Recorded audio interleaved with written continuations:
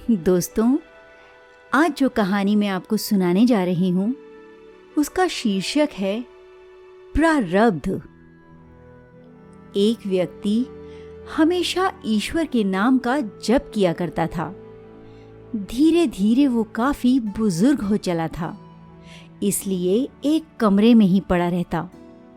जब भी उसे शौच, स्नान आदि के लिए जाना होता, वो अपने बेटों को आवाज लगाता और बेटे ले जाते थे।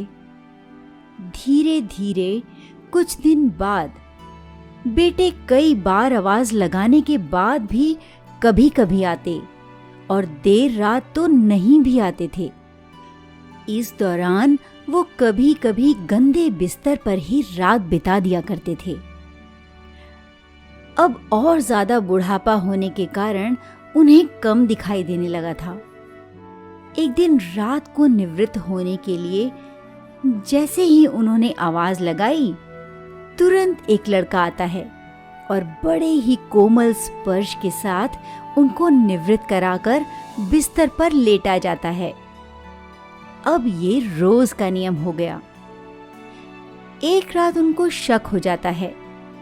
पहले तो बेटों को रात में कई बार आवाज लगाने पर भी वो नहीं आते थे, लेकिन ये तो आवाज लगाते ही दूसरे ही क्षण आ जाता है और बड़े कोमल स्पर्श से निवृत्त भी करा देता है।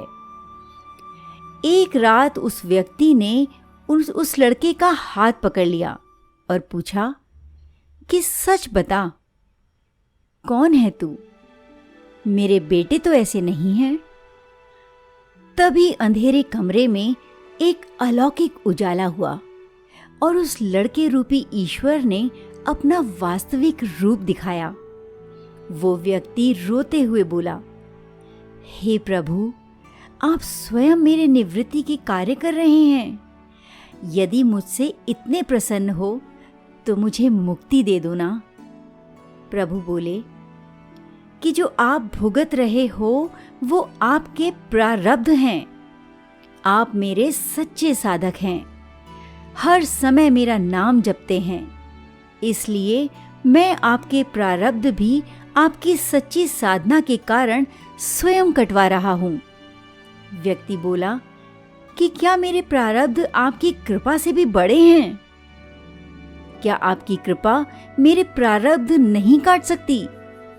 प्रभु बोले कि मेरी कृपा सर्वोपरि है, ये अवश्य आपके प्रारब्ध काट सकती है, लेकिन फिर अगले जन्म में आपको ये प्रारब्ध भुगतने फिर से आना होगा। यही क्रम नियम है। इसलिए आपके प्रारब्ध मैं स्वयं अपने हाथों से कटवाकर इस जन्म मरण की आपको मुक्ति देना चाहता हूँ। ईश्वर बोले, प्रारब्ध 3 तरह के होते हैं, मंद, तीव्र तथा तीव्रतम। मंद प्रारब्ध मेरा नाम जपने से कट जाते हैं। तीव्र प्रारब्ध किसी सच्चे संत का संग करके श्रद्धा और विश्वास से मेरा नाम लेने पर कट जाते हैं। पर तीव्रतम प्रारब्ध भुगतने ही पड़ते हैं। लेकिन जो हर समय श्रद्धा और विश्वास से मुझे जपते हैं, उनके प्रारब्ध मैं स्वयं साथ रहकर कटवाता हूँ और तीव्रता का एहसास नहीं होने देता हूँ। प्रारब्ध पहले रचा, पीछे रचा शरीर, तुलसी चिंता क्यों करें, भजले श्री रघुवीर। मेरे प्रभु, क्या तुम उस वक्त भी मिलने आ पाओगे, सांसें जब घर बदल रही होंगी?